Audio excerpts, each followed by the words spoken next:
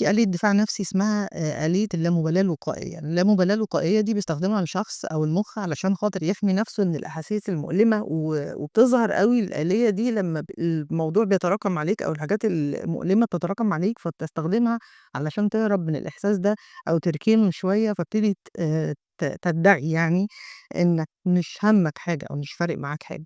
والحقيقة إن الموضوع ده أنا شُفته كتير جدًا في ناس كتير جدًا. اليومين دول تحديدًا من كتر ما الظروف بقت أصعب وأقصى، فكل ما الظروف تبقى أصعب كل ما بنلاقي الناس بتنكر أصلًا إحساسها بالظروف أو بتنكر أصلًا إحساسها بالألم وكأن ما بقاش فارق معاها حاجة.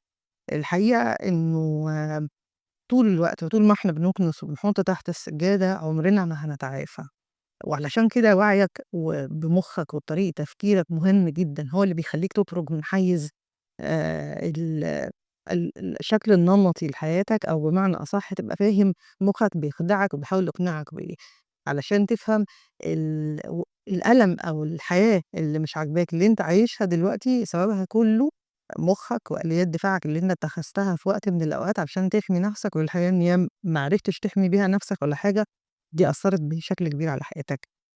وعيك بنَفْسك مش رفاهية، وعيك بطريقة تفكيرك مش رفاهية، وعيك مهم جدًا عشان يخلّيك فاهم أنت وصلت لإيه، ووصلت للي وصلت له ده إزاي.